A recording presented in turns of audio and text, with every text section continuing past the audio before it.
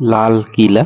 लाल किला हमारे राजधानी का, हमारे देश का और हमारे इतिहास का एक बहुत ही अभिन्न अंग है, जो हमारी शान है और विश्व धरोहर यूनेस्को में भी शामिल है।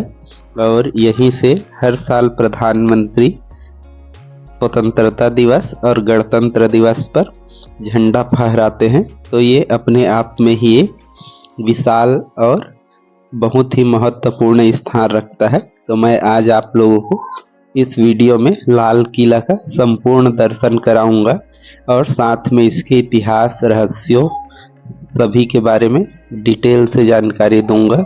तो यदि आप फर्स्ट टाइम हैं तो वीडियो को लाइक कर दीजिए और चैनल को सब्सक्राइब कर दीजिए और ऐसे ही वीडियो देखने के लिए बने रहिए और इस वीडियो को अंत तक देखने के लिए बने रहिए। तो चलिए चलते हैं, स्टार्ट करते हैं हम लाल किला का सफ़र कि कैसे हम यहाँ तक पहुँचते हैं और कैसे हम यहाँ पर देखते हैं आगे। तो यहाँ तक आने के लिए आपको यह मेट्रो की सुविधा मिलता है कि आप वायलेट जो है वहाँ से मेट्रो से आप आ सकते हैं। लाल किला का खुद का मेट्रो स्टेशन है और यहाँ वेल कनेक्टेड है ये, तो आप कहीं से भी ये, और ये पुरानी दिल्ली में स्थित है। तो यहाँ आकर आप टिकट ले सकते हैं और टिकट का प्राइस जो है वो यहाँ एंट्री का 50 रुपीज़ है और यहाँ म्यूजियम भी है तो उसका 30 रुपये अलग से चार्ज है।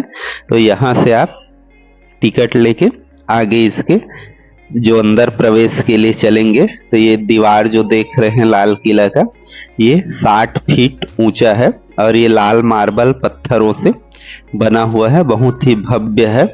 और इसका जो विस्तार है लगभग 250 एकड़ में है। तो ये अपने आप में, और ये है वो स्थान जहाँ पर हर साल प्रधानमंत्री झंडा फहराते हैं 15 अगस्त और 26 जनवरी को। तो ये इसका सबसे मेन स्थल है जो जाना जाता है।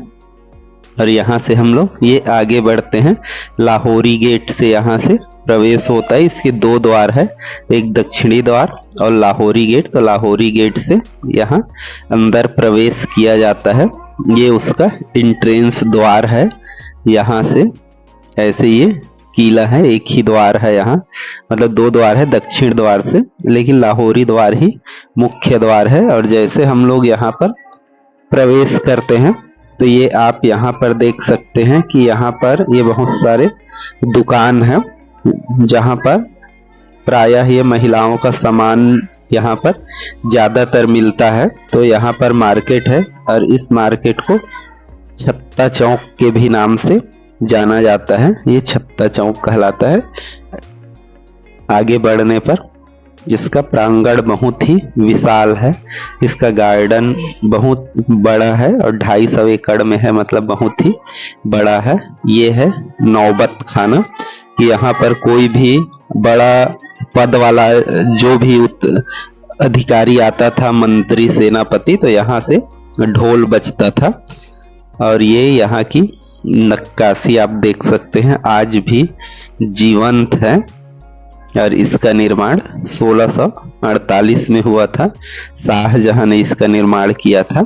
इसके निर्माण की शुरुआत 1638 से हुआ था और 48 में यह कंप्लीट हुआ था। तो इसको बनने में 10 साल लगा था। ये है दीवाने आम, जहाँ पर लोग जो अपना फरियाद लेकर आते थे उनका ये जगह था। वो लोग यहाँ पर आकर राजा से, मतलब उस समय के सम्राट से फरियाद करते थे और वो सुनते थे। यहाँ पर सम्राट होता था और लोग इधर सब तरफ बैठते थे।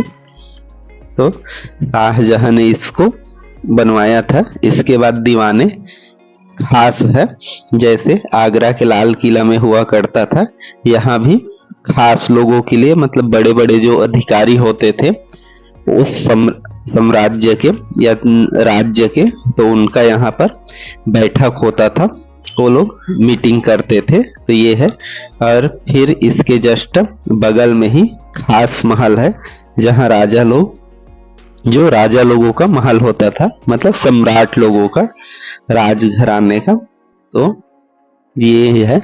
और यहाँ का जो निर्माण है, क्योंकि शाहजहां ने करवाया था, तो जो आगरा में किला और जो ताजमहल का निर्माण करवाया था, उसी कारीगर ने यहाँ का भी निर्माण किया था। तो ये जो है दोनों मिलते जुलते हैं। यहाँ कुछ निर्माण जो है वो श्वेत पत्थरों से, संगमरमर से और लाल पत्थरों से बना है। ये मुमताज महल है, जिसका नाम उन्होंने अपने पत्नी मुमताज के नाम पर रखा था।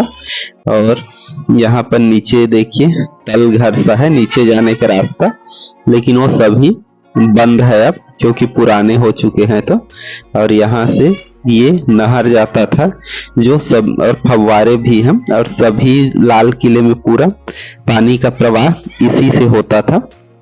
तो उस समय ये बहुत अच्छे से डेवलप था, मतलब अपने आप में। ये है मुमताज महल। उसकी पत्नी और उसी के नाम से ही ताजमहल बना है। तो यहाँ पर इसको ये माना जाता है कि जब सबसे पहले अंग्रेजों से यहाँ पर ये हमाम हुआ करता था, कि जहाँ पर उस समय जो महारानी या राजकुमारी लोग होते थे, उनका स्नान का घर, उसी को हमाम के नाम से जाना जाता था। तो यहाँ जब भारत आजाद हुआ तो अंग्रेजों ने इसे भारतीय सेना को सौंप दिया था, और भारतीय सेना ने इसका अपना ऑफिस बनाया था, ट्रेनिंग सेंटर बनाया था। लेकिन 2003 में भारतीय सेना ने इसे भारतीय पर्यटक विभाग को सौंप दिया। ये है जफर महल, जिसको बहादुर शाह जफर ने बनवाया था। फिर आगे है म्यूजियम यहाँ 3-4 म्यूजियम है। तो इसमें अलग अलग म्यूजियम है, जिसमें 1857 की क्रांति को, स्वतंत्रता संग्राम को, सुभाष चंद्र बोस के जीवन को, और साथ में अलग से जो जलियांवाला बाग है उसके घटनाओं को प्रदर्शित किया गया है। ये जो है ये 1857 की क्रांति का जो प्रमुख चीजें हैं उसके बारे में यहाँ दिखाया गया है। ये समाचार पत्र है उस समय के, यह चलचित्र में दिखाया जाता है कि कैसे क्या हुआ था, घटनाओं के बारे में यहाँ पर ये चलते रहता है। तो यहाँ पर हम देख के हम अपने इतिहास, मतलब उस समय के ये बंदूकें कैसे हुआ करता था, तलवार, तोपे के, और सभी चीजों के बारे में यहाँ है।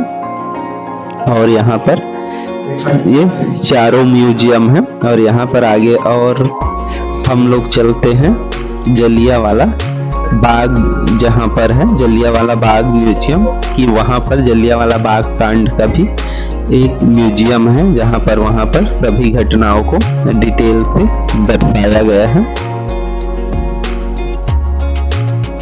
और ये बहुत ही ऐतिहासिक है, इसको अंग्रेजों ने बहुत क्षतिग्रस्त किया था, नहीं तो ये और भी बहुत सुंदर और भव्य होता।